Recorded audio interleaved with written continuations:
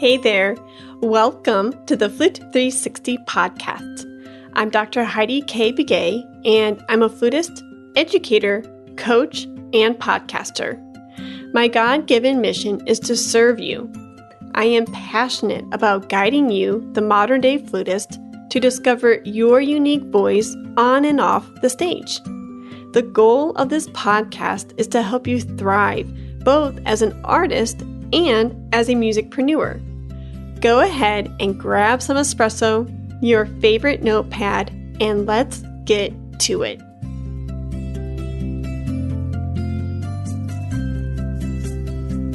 Today's episode 179 is titled, Kathy Blocki and Molly Shortridge Talk About Being Businesswomen, Part 1. Today's episode brings me so much joy. You, as the Flute 360 listener, know that I am so dorky about full circle moments. So hence the 360 show, right? Well, this particular series coming up, we are going to be talking with Kathy Blocki, Molly Shortridge, Garrett Hope, Arthur Brewer, Eric Branner, Sarah Whitney, and Dr. Catherine Emineth. It brings me so much joy to highlight these wonderful people because not only are they my colleagues, but they are also my friends. In this particular episode with Molly and Kathy, I want to highlight a few things before we dive into the conversation. First, you as the 360 listener, you've been asking for resources and help when it comes to teaching your young ones. I have received DMs for the past couple months asking for discount codes to stock up your studio with resources for your young flute students. So these episodes are inspired by your requests. Kathy has been so generous to carve out time to talk with us about being a musicpreneur, but she's also offering you a discount code for the needs that you have requested. If you follow her through blockiflute.com, she is going to be putting out a current discount code throughout the Thanksgiving holidays in 2021. You want to make sure that you are signed up to her newsletter so that way you don't miss out on the savings. This way you can stock up on the Flute Zoo book, the Blocki flute methods, and or any other resources that you may need for your flute studio. Also, another part of this 360-ness that I'm getting really giddy about is the fact that other 360 listeners have been asking for help when it comes to being a modern-day flutist. Who better to ask than Molly Shortridge and Kathy Blocki? Both of these women have businesses, studios that they run 24/7, and they have been in the biz for quite some time. Molly is one of the directors of The Perfect Fifth. She is also a podcaster through The Heart of the Artist and juggles so many other roles. Same with Kathy. She has been the CEO and founder of the Blocki Flutes company for many, many years. She's an author, an inventor, a teacher, and a performer. Listen to these two women talk about how they've established themselves as businesswomen. Learn from them. Giggle along with their mistakes and the growing pains in which they went through in order to get their businesses off the ground. And you're going to notice a real candid conversation among friends. Molly, myself, and Kathy, we're all colleagues, but we are also friends. And you're going to be hearing these gold nuggets being dropped left and right, but it's among flutists and teachers who care about each other. Take out a piece of paper, take out a pen, and jot some of these nuggets down because I'm telling you, it could really transform your business today. Enjoy the conversation. Hey there, welcome back to another Flute 360 podcast episode. You will recognize my wonderful guests for today, who include Kathy Blocki and Molly Shortridge. As you know, they have been featured through Flute 360 episodes quite a lot. I think Molly this might be her third or fourth episode today, and Kathy has been through the Flute 360 podcast at least 6 other times. So I think you're the most featured guest, Kathy. Wow. I really do. I wish I was so good and I could rattle off some of those episode numbers off the top of my head, but I will for sure drop those past episodes in the show notes below. But we talked about Numo Pro and your Kinder Flute Teacher Certification Program, Flute and Movement. So I am so thrilled that you're back in the hot seat and we get to talk about business topics today. Awesome. Yeah. So we are going to kind of just take a step back just to kind of remind everybody 360 went through a little bit of a revamp. We've been talking about, for the first couple years, we've been speaking about like this panoramic view of flute related topics. And now we're looking more at the 360-ness of the flutist, the human side, the artist side, and the musicpreneur side. And who better to ask about businessly topics than Molly and Kathy. You guys are shining examples of running your own businesses, and I can't wait to pick your brain. I'm excited too. Yeah. Yay! Sounds great. Yeah, I'll probably learn something from Kathy. Oh, yeah. And from you too, Heidi. Oh, you're so sweet. Oh my goodness. So for those who may not know, of course, Kathy Blocki is the founder of Blocki Flutes, and Molly Shortridge is the founder of The Perfect Fifth. And you're both in Pennsylvania, correct? Yes. Cool. Yep, Central Excellent. PA. Central PA for me. Yeah. Kathy's Very in Pittsburgh. cool. I can tell you that my students, once they got past the Pittsburgh area and they were competing at state, there was usually not a whole lot of problem. But now that Molly has gotten into teaching so much, it's like, oh no, they have to compete against Molly's students too. Well, that's a good problem to have. It is fantastic. Oh, shoot. I love it. So since, you guys are launching this new series it's going to go end of November all the way through end of December. And we're going to be talking about music business topics like finding your niche, how you connect with your people, getting creative projects off the ground. So I can't wait.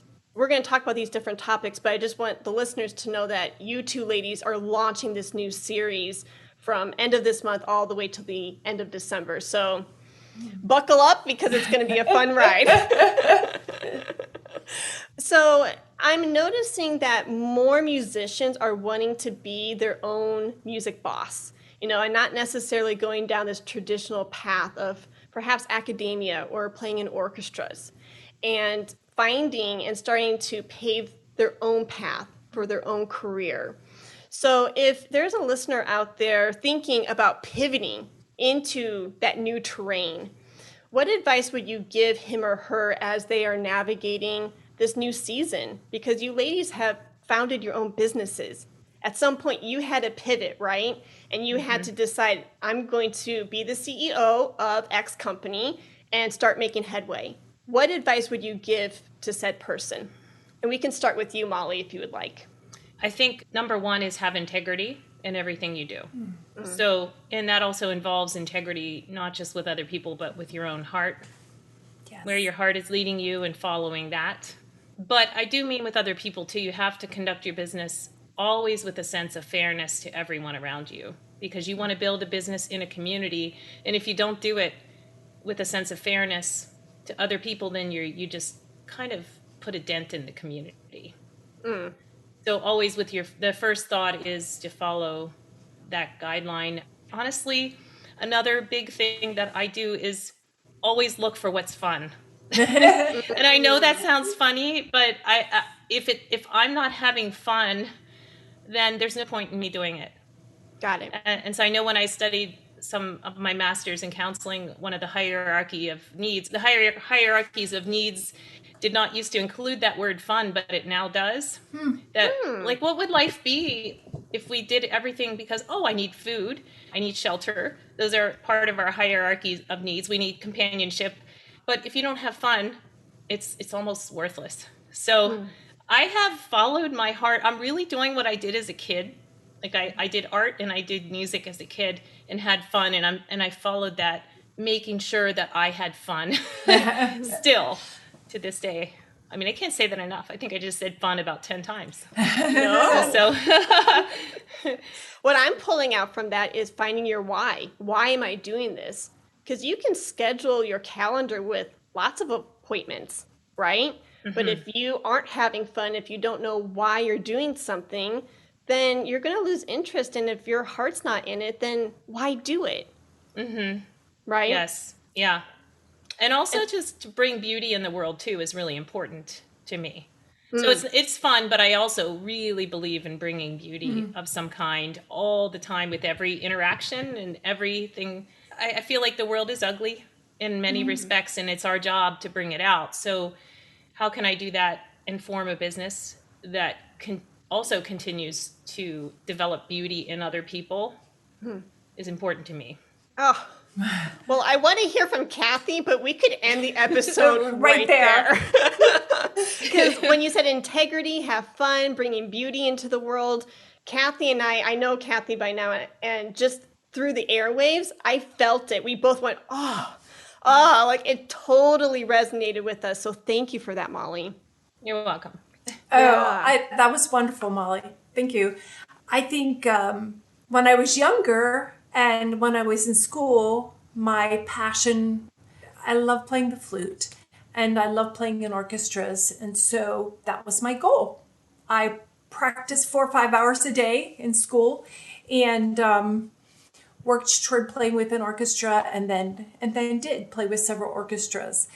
Then my husband got a job as a band director, and playing with the orchestra meant our schedules were completely opposite. And at that point, I started pivoting a little bit because we were expecting our, we had our first son, and I started teaching a lot. And I discovered that I really love teaching and that I have a huge passion for it. In one sense, it's not surprising. I taught children, even when I was in high school, I would go over to the junior high and teach younger students. And I had a lot of private students. Even in high school, I think, oh my, what did I do to them? Those guinea pigs. I'm sure they taught me more than they taught me. But it was that pivoting, thinking, okay, what do I want to do? Of course, I love performing. I love playing. And so switching more to chamber music than the orchestra, where I had a more flexible schedule. And then again, pivoting to teaching. And as I started teaching, I started discovering that I was having to put together so many different materials, because the more I taught and learned, the more I had my own way of doing things. And it was a lot different than any of the books out there. So that's pretty much where writing the books and developing the Numer Pro began. It was just this passion and this love for teaching. I've always had this desire to see kids, not only in music, but in all areas of their life, just see them just blossom and bloom. And I've, by God's grace, I've seen that in over many different years. I'm much older than both of you. But I've seen so many students grow in so many different ways. I remember one student who had a cleft palate, and she had just had a hard life, did not do well at school, and wanted to play the flute. Well, that was quite interesting, but we worked together and she really did phenomenally. She was playing the Telemann Suite in A minor, And but that age she was about 12, and then she started a series of operations every year. But I think more important than her gaining that experience, that ability to play, it just gave her this incredible confidence, not just in flute playing, but in her whole school, and saying that, yeah, I really have something to offer people. So anyways, that my passion and the business is built on wanting to help students. Yeah, and serving people. Yes. Yeah, I love it. And hearing both of your stories, it sounds like you're letting your heart lead and decide, like, what is fun? What am I passionate about? What am I good at? And then by doing that and kind of taking an inventory and noticing the space in which you're in, you're able to kind of niche down to Kathy's space and Molly's space. Am I hearing that right? I think that's a great description. Yeah, Cool. and I think there's some element of stopping in your life and looking at it and saying, is it meeting this criteria? Because sometimes we blindly just keep trying, and we keep, well, I'll go join this orchestra and that'll make everything okay, and maybe that will. But if you really thought about it, I don't know. Yeah. I think there's some element at some point in your life you have to stop and just say, this is for me. Yeah. Yeah. And there's different seasons of life too. I think it's good to stop and evaluate, where would I like to be in 5 years? What about 10 years? What about 20 years? Yeah. Life changes. And whether it be needing to take care of parents, or you have young children, just seeing how is this all going to fit together, and what is going to work. Yeah, and there's also, along with that, the element of embracing the changes that come along. Because, I didn't realize this was this hard. Oh, no. Oh, my goodness. And I can't get in this. I can't do this. Well, that's a change when you realize you can't do something. Or if your family, of course, takes time away from your goals, you have to embrace that in some way that's going to make it fit. And I would say that most of the things that I'm involved in now really happened because I just thought, oh, that looks like an interesting idea. Let me try it. And then finding out I loved it. So then I shaped the next few years around that. Just kind of like when I joined your podcasting class. I loved it. And I'm going to try to shape a portion of my life around that now. So, but it's, and I have the hope that it will be very beneficial in order to make a living. Not the podcasting is, I know the podcasting can, but anything that I do, I actually don't say, I'm not going to be able to make money doing that, because for some reason, everything that I tried, I really did. Wow. Yeah. So it's weird. I mean, and it's something that people would have said, you can't make money as a musician or being a flutist, or you just can't. And and I was like, a lot of times I'm like, yes, I can. In my heart, I think I can somehow, but even if I can't, I'm going to try. Yeah. Cool. So I guess. No, I really resonate with that, because that's one thing that I tell my coaching clients and my flute students who come in and out of my studio is that please do not leave money on the table. There are always monetary opportunities. You just have to maybe open up your blinders a little bit and get creative and say, how can I monetize off of that?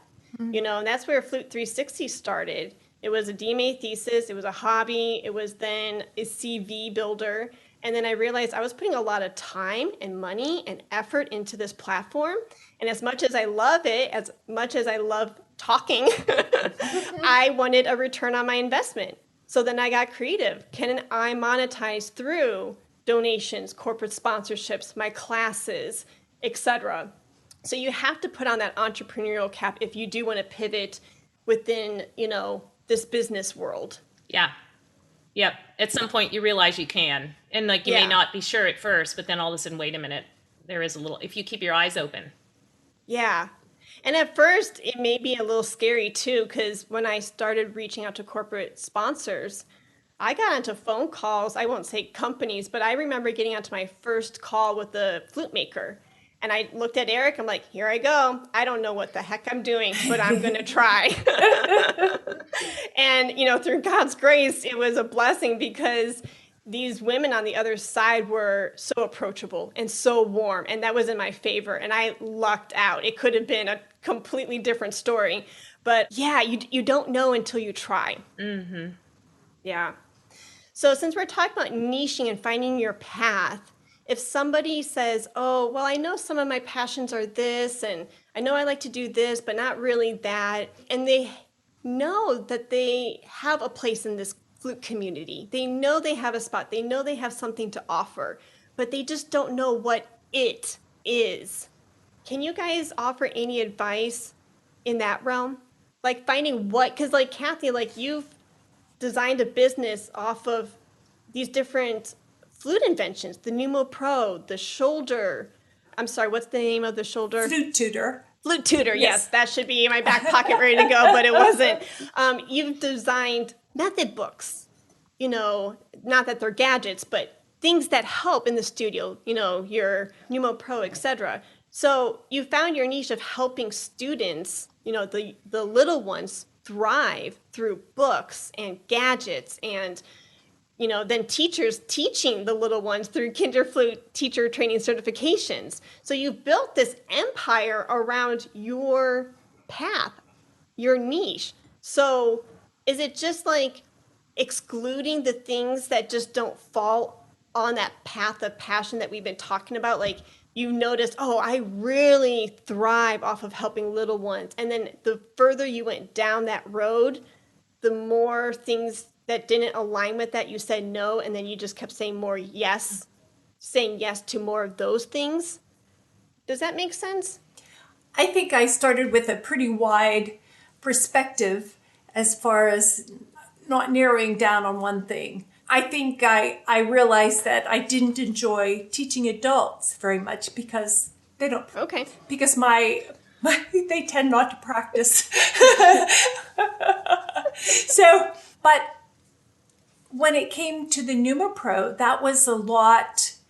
It started with just like how there was a problem and the kids couldn't see their airstream. It was very difficult for them to catch that concept.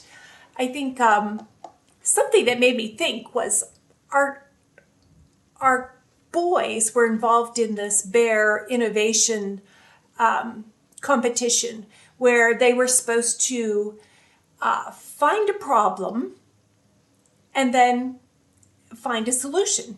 And so I think seeing a problem and thinking, now what am I going to do about that?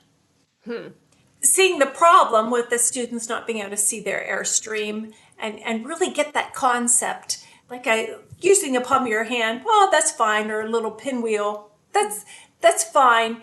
But I'm finding even now, even my most advanced students, they need it on their flute and they need to be able to be working with it for 15 seconds and, get those dynamics and that air where it needs to be and then take it off and try it and back and forth.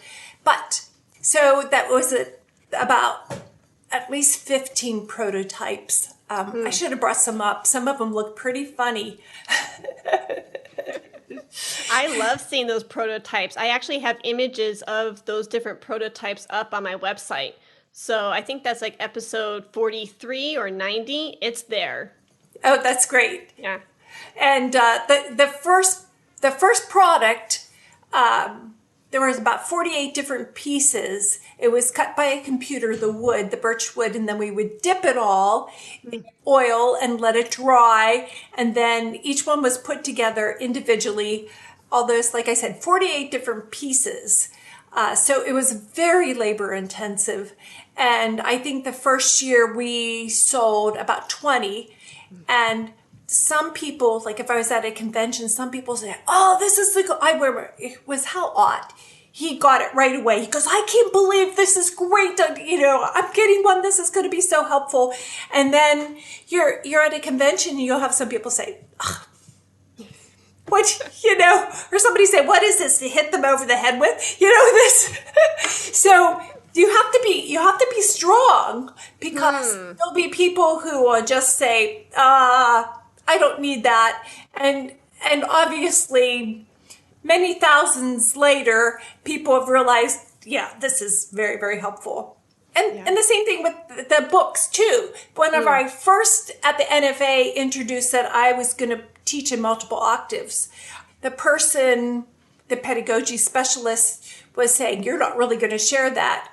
And this is when I was living in the state of Indiana, and my kids would go to Allstate, and sometimes they were young kids getting all the way to Allstate, and comments like, this is not just a great tone, this is the best tone I've ever heard at Allstate. Wow. And I think, at that point, I had confidence to share. I know it's different. I know it might be odd, but we don't have to teach like a trumpet. Okay. There's a new concept, and so it takes some bravery, and some people would say, no, you can't do that. It's always been this way.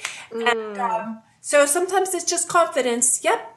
And also, Kathy, with your books and the Numo Pro, when we're at the conventions and at your booth, there's so many people that come up and have never seen it. And I'm in shock because it's everywhere. I mean, you see, tons of people that use them, but there's plenty of people who haven't. So whatever you created, you might think, well, I've done it, it's done, but it's actually new to somebody else all the time.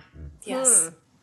That's a really good point. Very good point. I think to keep that in mind when you create something, that it's not over yet and that it's still worth it. Yes. I mean, once you create something, no matter how wonderful it is, that's just the beginning, because you need to get your message out. Yeah. Yeah. And that is still important. Well, I think as a person who creates something or does a entrepreneurial thing, you feel like it's not important maybe because you've thought about it so much, and that importance goes down the more you think about it. But to the outsider, it is a big thing. And if you can keep that fresh mind that you see in front of you, that's not you, but somebody else who reacted to it, and keep remembering that it's important, it gives you the desire to keep going with your business. Oh, wow. Beautifully said. Yeah. You could not have said that any better. Yeah. And I love the nugget that Kathy mentioned earlier about being courageous. You might be putting out there a new idea or a new pedagogical idea, right? A new way of teaching something. But just because it's not what we've always done, because it's something new, you believe in it because you're seeing results and you want to share it with the world. And at first, some people may buy it and say, oh, heck yeah, this is what I've been waiting for my entire life. And others may just go, oh, and shoo it off. So then putting on that tough skin and saying, okay, yeah, you're entitled to your own opinion, but I'm going to keep on my path because I really believe in it. Yeah. Ooh, so many gold nuggets in there. I love it. Well, I think also the passion you've started something, and our first Numa Pro was fine. And then it just kept on morphing and morphing until it could be put in the Flute. Mm-hmm. And the same with the books. I felt like as I used it, I thought, oh, this could be a little bit better. Oh, this could be a little bit better. And so like book 1 we're maybe a little obsessive, but 5 editions, and then the Flute Zoo is formed out of there. So I think all of those editions it does show I'm a little crazy passionate about this whole teaching thing. Well, you're able to observe yourself and what didn't work or what needs a little tweaking, and you're able to admit that and then fix it, which is unlike some businesses. That is so important, Molly, is be able to see not only what works, but like all those prototypes that didn't work. Yeah. Right? And you have people like me who tell you what's a little wrong. I think you spelled something wrong.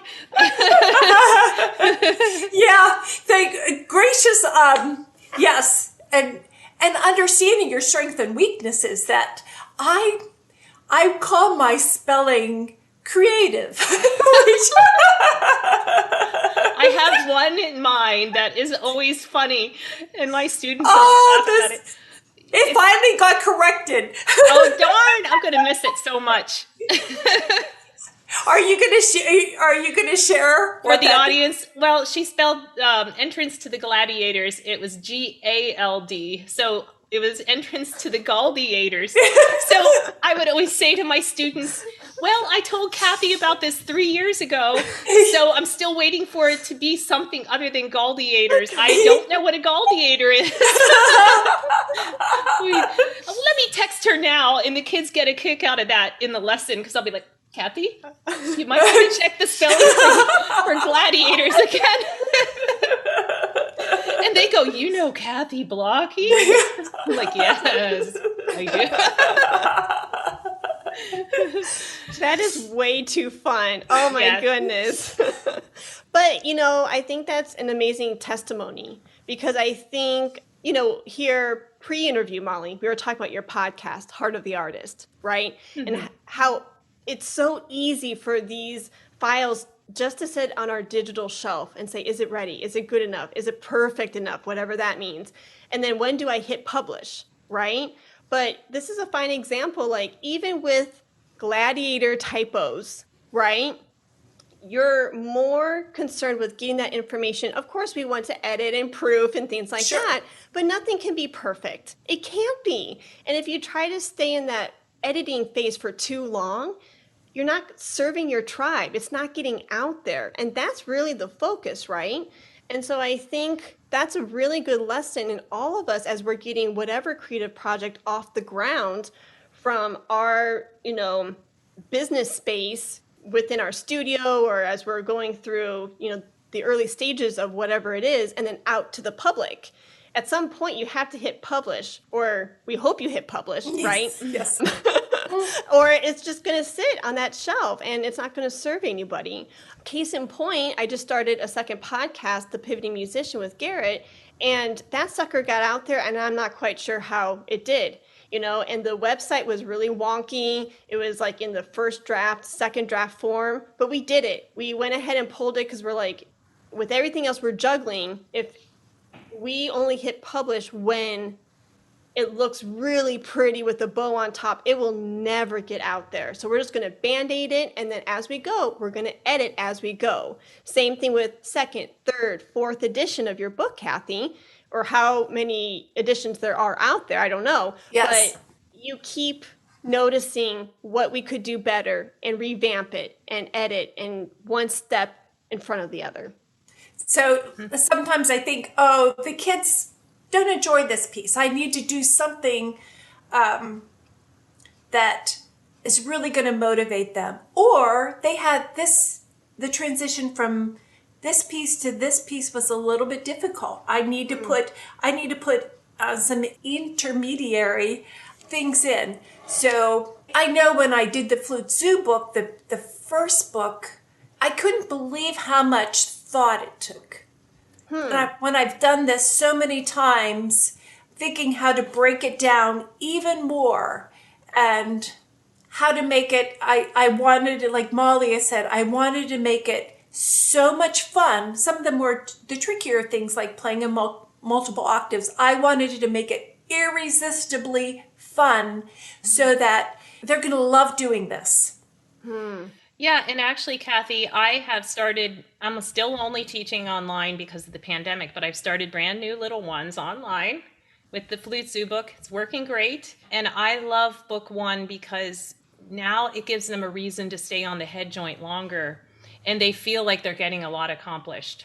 I feel like in the other book, we spent so little time on the head joint only because there weren't as many fun pages. So this is awesome. It's really working well, and they're staying very engaged. Not that they weren't before, they were, and you can always make your teaching fun with minimal materials, but this has a little bit more, so pretty happy about it.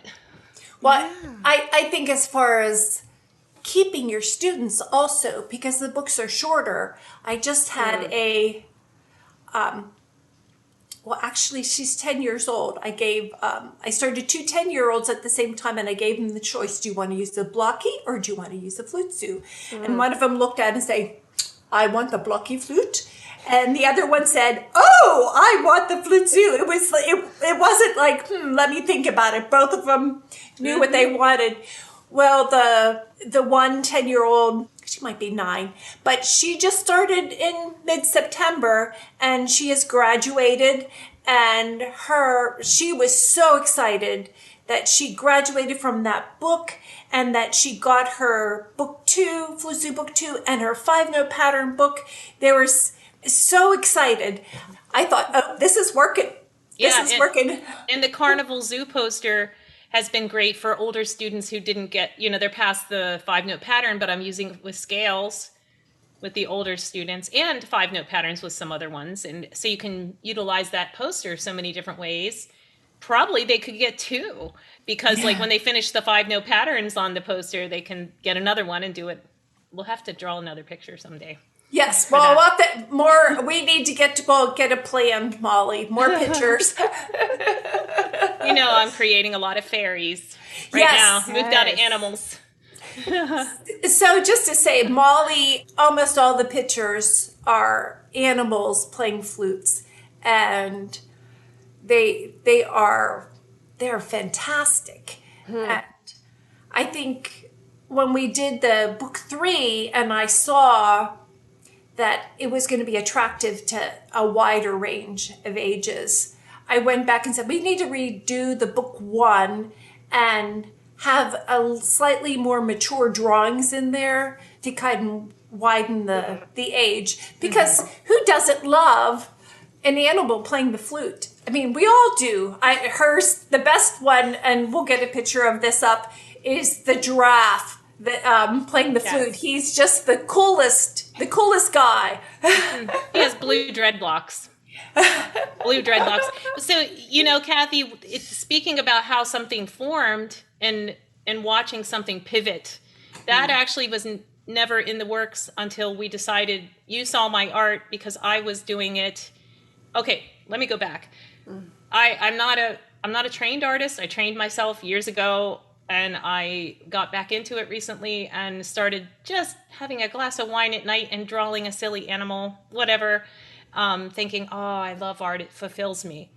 So then when I was at conventions, I kept saying, where's the art? Where's the art? So I started asking the community members that I knew around me that were artists to create flute-related artwork, which they did, but it was pretty slow. I would say, could I have this? And it would be 6 months later. So then I'm like, well, darn it, I'm just going to start doing it. So I started doing more and more of my own flute-related artwork. And then you saw it and said, hey, we need sticker packets for the Blocki Book 1 so that whenever they're finished with the song, like the Elephant and Mouse, I can have an Elephant and Mouse sticker. So I was going through Blocki Book 1, drawing pictures to go with everyone. And you're like, no, now it's a new method book. And I'm like, it is? Okay. So you want those pictures for a new method book, huh? And then you even took some of the pictures. That giraffe was created way before any of this was started. Like you took some pictures that I had just done with a glass of wine and in being like really relaxed and silly, and ended up with a blue-haired giraffe. So it's funny because I would never have seen that as going into a book and making some money off of that as well. I mean, I have more fun in it than, the money was not even. I mean, it was great. Thank you. But but at the same time, I just enjoy drawing so much. So it's fulfilling. That was also developed. I was teaching a Kinderflute class in Taiwan, and a lot of these teachers taught piano and flute. And they saw the Blocki flute method and how long it was. And they said, for our culture, this book is too long. And at first I said, oh no, it works in the United States. It can work here. And they showed me this. It's like, no, we do little Mozart and these are piano books. And so it took me a while to think, maybe I do need to rethink this. And now I'm so excited because I think they were really on to something that the kids need to feel like a sense of progression, even though we're selling more Blocki Flute Book 1s than ever. But yes, so there's 2 different options. And if a kid's borderline, I go with Flute Zoo because I feel like they're going to just feel like they're making progress and be so encouraged. And I love the drawings. I love the creativity. Yeah, I had some young ones start on Blocki 1 before the Flute Zoo books came out. And I said, oh, if only they would come out soon. I'm waiting. They haven't arrived yet. Then when they arrived, they got those too. And they were so excited. The kids loved them. And we're still going through all of the books. Blocki, whatever's not in Blocki, a lot of it, they're doing all of it. So that way, because then I wrote those flute stories, they can actually play the music out of book 1 that goes with the flute stories that are for sale on your website. So, yeah. Yes, Molly's not only Irish performer and runs the whole, we barely talked about we need to talk about how that developed into you having, how many teachers do you have? Maybe at this point about 20 in my music center. I hope you are enjoying the conversation thus far. And I know this is a bit of a tease, but if you want to hear the rest of Molly's story about her studio, you need to check out next week's episode for the remainder of her story. It's going to be delivered in episode 180, which is part 2 of this series. So you definitely want to come back to the Flute 360 podcast next week because Kathy Blocki and Molly Shortridge continue their conversation about what it takes to be a businesswoman. They talk about time management skills and so much more. So go ahead and subscribe to the Flute 360 show so that way you don't miss out on this valuable content. Thank you so much. Thanks for listening to the Flute 360 podcast. Please listen to this announcement from Kathy Blocki. Blocki Flute has some exciting news. We will now have a Find a Teacher section on the website. Not only will this save the parents tons of time, but also it will be a help for you, the teacher, to find clients. We receive tons of inquiries from families who ask which teachers use the Flute Zoo and or Blocki Flute method books, and where can I find a teacher? With these questions swirling around in their heads, they would have to research and find that teacher to hire. Now, with just a click of a button, they can find it themselves. Please go to blockiflute.com and click Find a Teacher. Fill out the form and submit your information so families can find you with ease. This is a great way for everybody to stay connected. Let's talk about flute.